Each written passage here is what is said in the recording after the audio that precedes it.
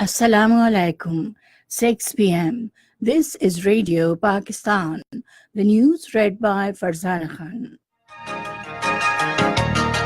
First, the headlines. Prime Minister in waiting and Pakistan's permanent representative to the UN at a meeting in Islamabad have discussed Pakistan's position on various international issues. Federal Board of Revenue will start sending from tomorrow notices to persons holding undisclosed foreign and local assets after expiry of amnesty scheme.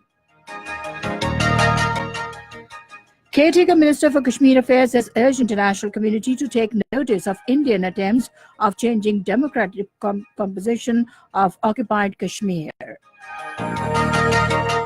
At least 8 police personnel were killed in clashes with Taliban in eastern Paktia province of Afghanistan. Pakistan's national sevens rugby team has reached plate semi-finals of Singapore Asian 7 Rugby Championship in Singapore.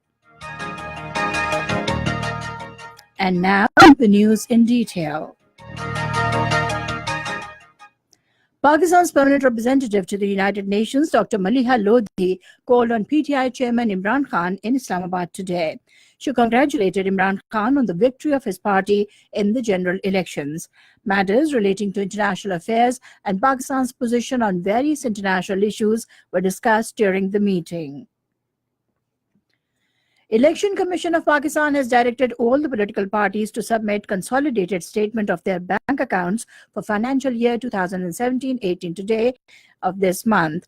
According to ECP, the political parties, in terms of Section 210 of the Election Act 2017, are required to provide account of annual income, expensive source of funds, and assets and liabilities. The statement of accounts can be submitted in Form D, prescribed by the Election Act 2017. The printed forms are available at the Election Commission Secretariat and in the offices of the Provincial Election Commissioners.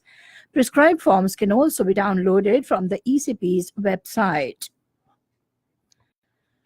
Federal Board of Revenue has decided to send notices from tomorrow to persons holding undisclosed foreign and local assets after expiry of the amnesty scheme. According to FBR, the notices will be sent in 2 phases.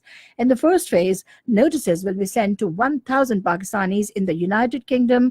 The UK tax authorities have shared full details of Pakistanis owning properties and earning rental incomes with FBR. In the second phase, another 500 Pakistanis who have purchased properties in the UAE will be issued notices. A flight of the Shaheen Air International will leave for China tonight to bring back stranded Pakistanis in Guangzhou. According to a spokesman of Civil Aviation Authority, Parvez George, the faulty parts of the Shaheen Air's plane have arrived and will be fixed now. He expressed hope that the work will be completed in a couple of hours and the plane will be ready to fly to China. Spokesperson of the CAA further said that about 324 passengers are stranded in Guangzhou. He said civil aviation authorities also in contact with their counterparts in China to facilitate this arrangement. A 3-day anti-polio campaign will begin in selected high-risk districts of Punjab, Sindh, Balochistan and Khyber Pakhtunkhwa from tomorrow. A spokesman of Punjab Health Department said the campaign will be carried out in Lahore, Rawalpindi, Dera Ghazi Khan, Muzaffargarh, Rajanpur, Faisalabad, Multan, Rahim Yar Khan and Bahawalpur districts. In Khyber Pakhtunkhwa, about 4.5 million children up to 5 years of age will be administered anti-polio drops during the campaign. In Balochistan, more than 1.7 million children up to 5 years of age would be administered anti-polio drops during the campaign. Governor Balochistan Muhammad Khan Achakzai has said that completion of China-Pakistan Economic Corridor project will boost trade activities and economic progress not only in Balochistan and Pakistan but in the entire region.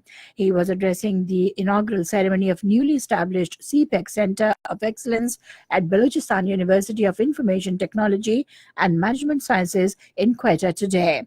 The governor highly lauded the establishment of the CPEC Center of Excellence and said that it will play a vital role in promoting skill-based education and grooming the manpower on scientific lines in Balochistan. A terrorist was arrested in Lachi area of Kohat this afternoon. According to Kohat police, he belonged to a band outfit and wanted to police in terrorist acts. The detained terrorist was identified as Zen and carried 2 million rupees head money. This is Radio Pakistan giving you the news. Caretaker Minister for Kashmir Affairs and Gilgit-Baltistan, Roshan Khurshid Bharucha, has urged the international community to take notice of Indian attempts to change the demographic composition of occupied Kashmir. In a statement, she said, "The people of Kashmir will never succumb to Indian pressure for silencing their voice for freedom." The minister said more than 10 Kashmiris have been martyred by Indian forces in state terrorism in the past 4 days. She said the ugly face of India has been fully exposed in a recent report of the United Nations. Roshan Khurshid Bharucha said only granting the Kashmiris their right to self-determination will lay the foundation of a durable and long-lasting peace in South Asia.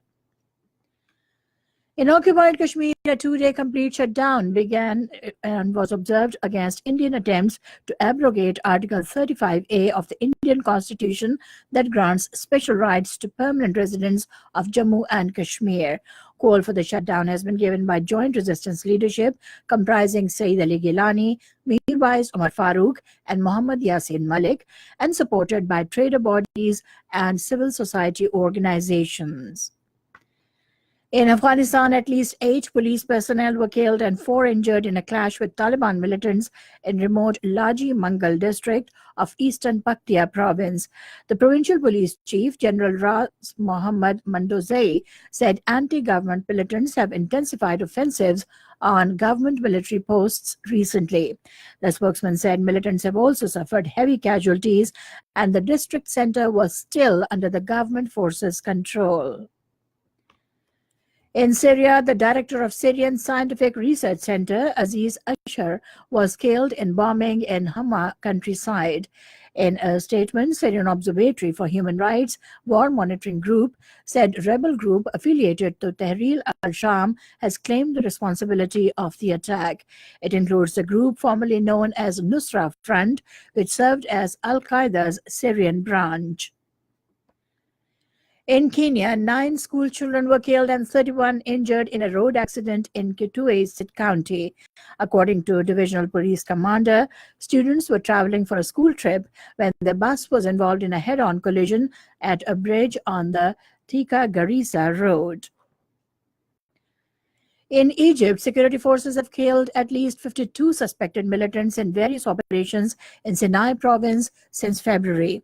In a statement, Defense Ministry said security forces also destroyed 15 vehicles laden with their weapons and ammunition while trying to infiltrate the western border and 17 more in the southern military region. The statement said at least 35 military personnel have been killed during these operations. In Karachi, a cycle race was organized today to create awareness about construction of dams in the country. The race started from Mazar-e-Qaid and concluded at II Chundrigarh Road. Rugby. Pakistan national sevens rugby team has reached plate semi-finals of Singapore Asian 7 Rugby Championship in Singapore.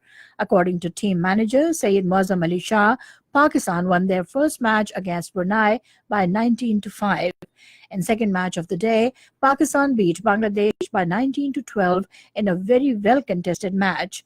In the last league match, Pakistan lost to host Singapore by 26-7. And finally, the weather report. Rain and thunder showers with gusty winds are expected at scattered places in Hazara, Rawalpindi and Gujranwala divisions, Islamabad and Kashmir, while at isolated places in Malakand, Peshawar, Mardan, Kohat, Lahore divisions and Gilgit-Baltistan during the next 24 hours. However, hot and very humid weather is expected elsewhere in the country. And that is the end of the news. For more news and analyses, log on to our website, radio.gov.pk, and also watch live video streaming of our bulletins on the link facebook.com/Radio Pakistan News Official.